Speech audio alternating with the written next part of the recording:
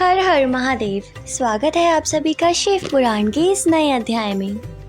शिव पुराण के पिछले सारे अध्याय चैनल पर अपलोड कर दिए गए हैं, उन्हें आप सभी एक प्लेलिस्ट में से आराम से देख सकते हैं। आज हम शुरू कर रहे हैं कथा 33।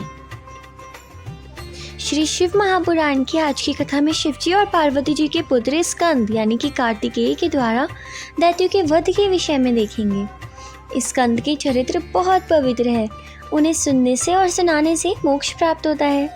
पिछली कथा में हमने देखा कि कैसे उन्होंने तारकासुर का वध किया, देवताओं को आनंद प्रदान किया, परंतु उस समय थोड़े बहुत दैत्य भागकर पाताल में जाकर छिप गए थे। उन दैत्यों में से एक का नाम था वाण। वो दैत्यों का स्वामी था, वो भी युद्ध के क्षेत्र में से भाग गया था। वहाँ से वो क्रौंच द्वीप में जाकर अलग अलग प्रकार से लोगों को परेशान करने लगा। वहाँ पर उसने अपना पैर इस प्रकार मारा कि सारे पर्वत पहाड़ घबराकर दोबारा स्कंद के पास आ गए और कहने लगे कि आपने तारक का तो वध कर दिया, लेकिन इस संसार में और भी बहुत से दैत्य हैं जो हमें अभी भी दुखी कर रहे हैं, आप उन्हें भी अंत कर दो। अब जैसे ही स्कंद ने उन सब की बात सुनी तो वो आगे उन्हें बताते हुए बोले, सारे के सारे देवता और पर्वत की है ना, हमको जिसने दुखी किया है उसके साथ 8 प्रकार के दूसरे दैत्य भी हैं। वो बहुत ही खतरनाक है भगवान, हम आपकी शरण में मनुष्य का रूप धारण करके नहीं आते तो न जाने क्या होता हमारे साथ, वो तो रास्ते में ही हमें ख़त्म कर देता। अब आपके सिवा हमारा इस संसार में कोई भी रक्षक नहीं है। स्कंद ने दैत्यराज के बारे में ही सब कुछ सुना और उसका उत्पात सुना और उसका भी अंत करने का विचार किया। तब उन्होंने सांग हाथ में लेकर शिव और गिरिजा का ध्यान किया और सांग क्रोध में भरकर उस दैत्य की ओर चलाई। सांग के चलते ही चारों तरफ प्रकाश फैल गया। सांग ने शर्मर में ही सारे दैत्यों को उनके अधिपति सहित जलाकर भस्म कर दिया। उसके बाद इस प्रकार उन सबको समाप्त करके वो सांग फिर से स्कंद के पास लौट आई। इस प्रकार उन दैत्यों को नष्ट करके स्कंद ने पर्वत से कहा कि अब तुम अपने घर को लौट जाओ और किसी प्रकार की चिंता मत करो, क्योंकि हमने उस दैत्य को सेना सहित मारकर नष्ट कर दिया है। ये सुनकर क्रौंच ने स्कंद की बड़ी स्तुति की तथा अपने घर को लौट आया। फिर देवताओं ने खूब उत्सव किए।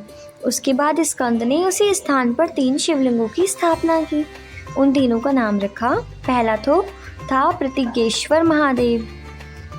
दूसरे शिवलिंग का नाम उन्होंने रखा कि जो कोई भी उनकी पूजा करेगा उनके सारे मनोरथ पूरे होंगे।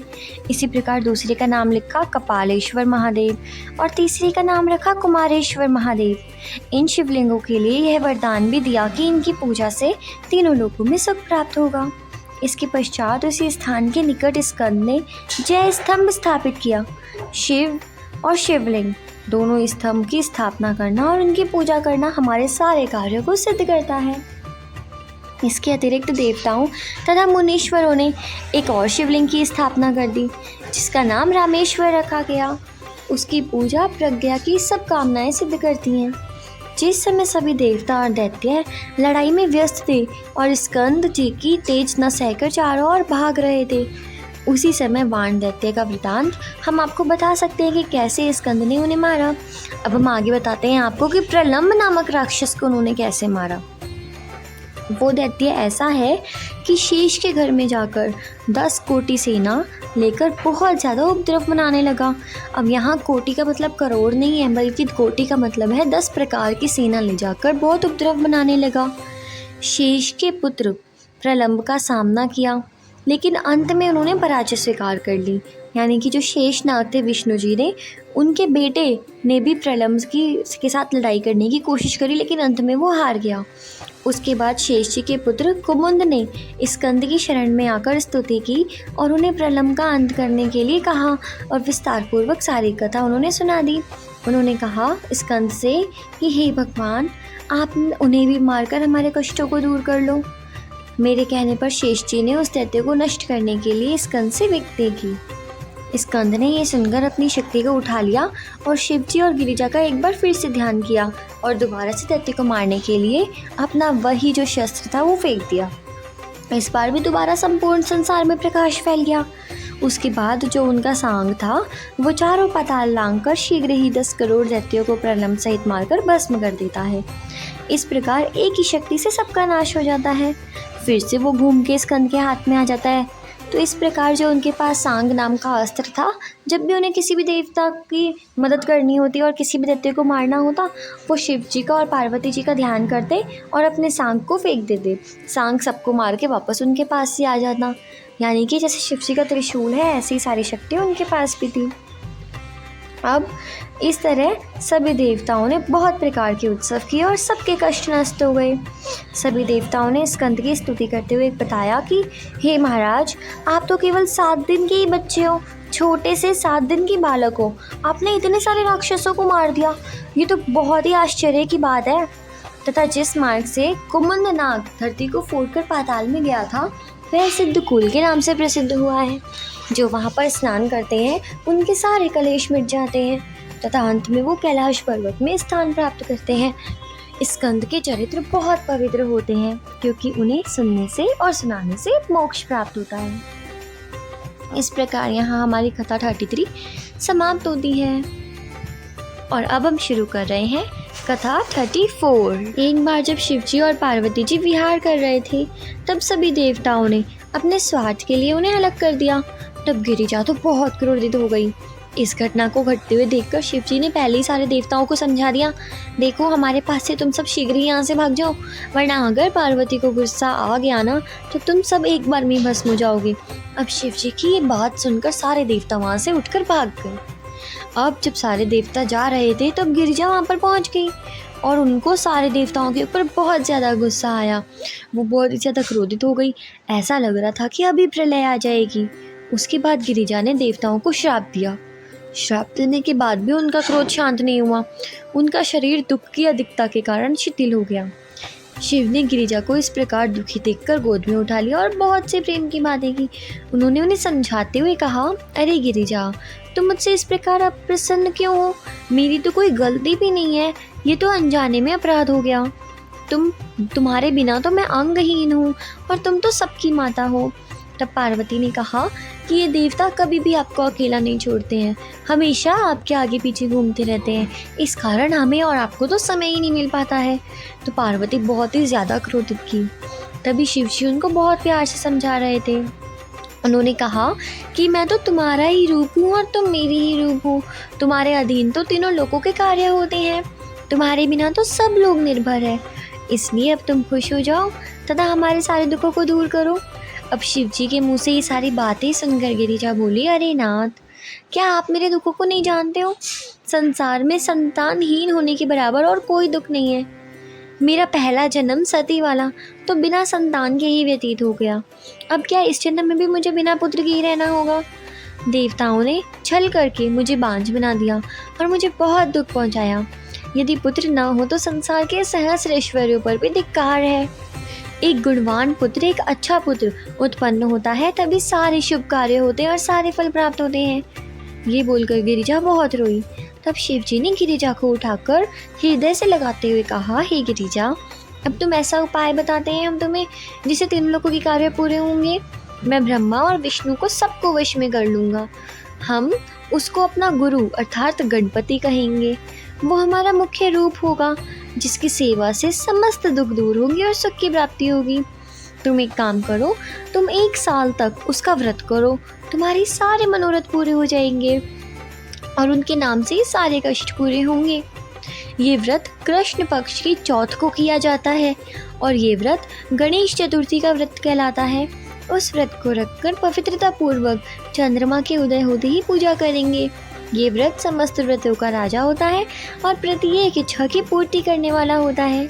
जिस प्रकार सारे मंत्रों में प्रणव, हमारे भक्तों में विष्णु, नंदियों में गंगा, इंद्रियों में मन, बड़ों में माता, पुरियों में काशी, सहायकों में भाई और पुत्र, नक्षत्रों में चंद्रमा, मंत्रगणों में पंचाक्षरी, बीज मंत्रों में प्राणद, पुराणों में भारत तथा आश्रमों में संन्यास उत्तम है। इसी प्रकार से सारी सेवाओं में शिव जी की भक्ति अति महान है। इस प्रकार गणेश चौथ का व्रत भी हम सबको करना चाहिए। इस प्रकार शिव जी ने गिरिजा को गणेश चौथ की पूरी महानता बता दी और कहा, हे गिरिजा, कलयुग में राजा शेनशेष इस व्रत को करके बहुत आनंद प्राप्त करने वाले हैं। मनु की स्त्री, मनु की पत्नी शत्रुपा भी यही व्रत करके 2 पुत्र प्राप्त करेंगी। कदर्म की पत्नी ने भी इसी व्रत के द्वारा कपिल नामक विष्णु का अवतार प्राप्त किया। वशिष्ठ की स्त्री ने भी ये व्रत करके शक्ति नामक पुत्र उत्पन्न किया। इसी प्रकार इस व्रत के प्रभाव से सभी को पुत्र मिल जाते हैं। गिरिजा, तुम भी ये व्रत करो, तुम्हें भी पुत्र अवश्य मिल जाएगा। यानी कि शिव जी हैं वो पार्वती को आगे होने वाली सारी बातें बता देते हैं, क्योंकि अभी तक तो गणेश जी का जन्म हुआ ही नहीं है, तो फिर कैसे शिव जी ने इन सब के बारे में उन्हें बता दिया, क्योंकि गणेश जी के जन्म होने के बाद ही तो गणेश चतुर्थी स्टार्ट होगी। तो शिव जी पार्वती जी को सारी कहानी पहले ही बता देते हैं और उन्हें बोलते हैं कि तुम तो अभी से ही गणेश चौथ का व्रत कर लो, गणेश चतुर्थी का व्रत कर लो। तब सारे व्रत की महिमा सुनकर पार्वती बहुत खुश हो जाती है। खुश होते हुए बोलती है, हे स्वामी, मैं अवश्य ही ये व्रत करूँगी, परंतु आप इस व्रत के सब नियम और क्रिया आदि विस्तार पूर्वक बता दो। तब शिव जी बोलते हैं, अरे देवी, कृष्ण पक्ष की चतुर्थी में शुद्ध हृदय से सुबह सुबह उठकर स्नान करें तथा जो कुछ उचित है वो सब कुछ करो। इसके पश्चात व्रत की दृढ़ इच्छा करके संकल्प करो कि हे गणेश, आज हम तुम्हारा व्रत कर रहे हैं, हमारे मन की सारी इच्छाएं पूरी करना। हे गणपति, हमारा व्रत अच्छे से पूर्ण हो जाए, ऐसी हमारी आशा है, हमारे सारे दुख दूर करना। तुम तो सब जानते हो, सारे फलों की दाता हो, वेद ने तो तुमको विघ्नहर्ता कहा है। इस प्रकार अपने मन में संकल्प करके चतुर्थी के दिन गणपति से पूरे दिन बातें करते रहो और शाम के समय स्नान करके अपने स्थान पर दोबारा बैठ जाओ और कथा पूजा की सारी सामग्री इकट्ठी कर लो। फिर गणेश जी की पूजा के लिए अच्छा स्थान तैयार करो, चारों ओर केले के खम्भे लगाओ। जब आकाश में चंद्रमा उदय हो जाए यानी कि चांद उगाए तो तुरंत ही गणेश जी को अर्घ दे दो। गणेश की मूर्ति सोने, चांदी, तांबे या गोबर की, जैसी भी तुम्हारी इच्छा और सामर्थ्य हो वैसी ही बना लो।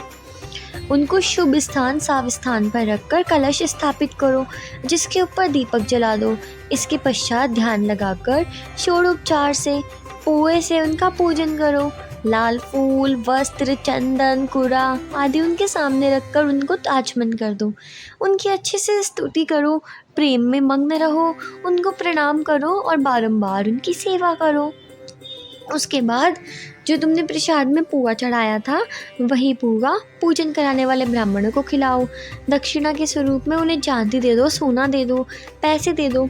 अगर तुम्हारे पास ज़्यादा सामर्थ्य नहीं है तो अपने सामर्थ्य के अनुसार ही तुम उन्हें कुछ भी दक्षिणा दे सकते हो। इस प्रकार जो भी गणेश जी का व्रत करते हैं और अंत में खुद मीठा भोजन खाते हैं, उनकी सारी आकांक्षाएं पूरी हो जाती हैं। हे गिरिजा, तुम भी इसी व्रत को कर लो। शिव जी से ये बात सुनकर गिरिजा ने कहा, हे नाथ, आपने तो गणपति के इस व्रत में चंद्रमा को अर्घ देने के बारे में वर्णन किया है, लेकिन ये तो मुझे समझ ही नहीं आ रहा। आप इस कथा को भी बताओ कि चंद्रमा को अर्घ क्यों देना है, वैसे भी तो गणेश जी का पूजन है। तब शिव जी ने कहा, अरे गिरिजा, जब ब्रह्मा ने हमारी आज्ञा मानकर स्वर्ग जाने की इच्छा से गणपति का एकाग्रचित्त होकर पूजन किया, तब गणपति ने उनकी पूजा से प्रसन्न होकर उन्हें वरदान मांगने को कहा। उस समय ब्रह्मा ने ये कहा कि हम सृष्टि संपन्न करना चाहते हैं। तब निर्विघ्न उनकी बुद्धि की इच्छा कहने लगी। ब्रह्मा की बात सुनकर गणपति ने कहा, ऐसा ही होगा, आपकी बुद्धि बहुत बढ़ जाएगी। ऐसा कहकर गणपति धीरे धीरे आकाश की ओर चले गए और जब गणपति चंद्रमा के मंदिर में पहुँचे तो वहाँ से पाँव फिसल जाने के कारण दोबारा से गिर गए। इस कारण उनके पेट में बहुत बड़ा सा स्थूल जमा हो गया। चंद्रमा ये देखकर हंस पड़े, क्योंकि जैसे ही गणेश जी गिरे वैसे ही चंद्रमा जोर जोर से हंसने लग गए। चंद्रमा को हंसते हुए देखकर गणपति बहुत क्रोधित हुए, उन्होंने आंखें लाल कर ली। तब उन्होंने उसी समय चंद्रमा को श्राप दिया कि हे कलंगी चंद्रमा, तुझे अपनी सुंदरता पे बहुत गर्व है ना, अब तुझे इसका फल मिलेगा जो कुछ भी तूने प्राप्त किया है। आज से जो कोई भी तुझे आज के दिन देखेगा उसको कुछ ना कुछ कलंक लग जाएगा, झूठा उसके ऊपर कोई ना कोई आरोप लग जाएगा। इस प्रकार चंद्रमा को श्राप दे दिया गणपति ने और गायब हो गए। अब जो चंद्रमा था उनकी शक्ति धीरे धीरे खत्म होने लगी, उनका तेज खत्म होने लगा। उसी समय सारे देवता और इंद्र दुखी होकर ब्रह्मा के पास गए तथा उन्हें सारा वृतांत सुना दिया। ब्रह्मा ने उनसे कहा, अरे देवताओं, इसमें तो कोई बुरी बात नहीं है, चंद्रमा ने जो कुछ भी किया ये तो उसी का ही फल है ना, और गणपति का श्राप तो कभी झूठा भी नहीं हो सकता है। इसलिए तुम सब लोग गणपति की शरण में जाओ, निश्चय ही वो सारे श्राप को शांत कर देंगे। तब सारे देवता ने ब्रह्मा जी से कहा, हे ब्रह्मा जी, आप ही हमें ऐसा कोई उपाय बता दो जिससे हमारे गणपति जी खुश हो जाए और इस श्राप का अंत कर दे। इस प्रकार ब्रह्मा बोले, देवताओं, गणपति का व्रत कृष्ण पक्ष की चतुर्थी को होता है। जो कोई भी उसे करता है उसे सारे सुख मिल जाते हैं। ब्रह्मा जी की बात सुनकर देवताओं ने बृहस्पति को चंद्रमा के पास भेजा और गणेश जी का व्रत करने के लिए कहा। तब चंद्रमा ने बृहस्पति द्वारा बताई हुई रीति के द्वारा गणेश जी के व्रत को आरंभ किया। उस व्रत के प्रताप से गणपति बहुत खुश हो गए और एक छोटे से बच्चे की तरह खेलते हुए सबको दिखाई देने लगे। चंद्रमा ने उन्हें देखकर प्रणाम किया, बहुत स्तुति की। तब गणपति ने प्रसन्न होकर कहा, हे चंद्रमा, हम तुमसे प्रसन्न हैं, तुम जो वरदान चाहो हमसे मांग लो।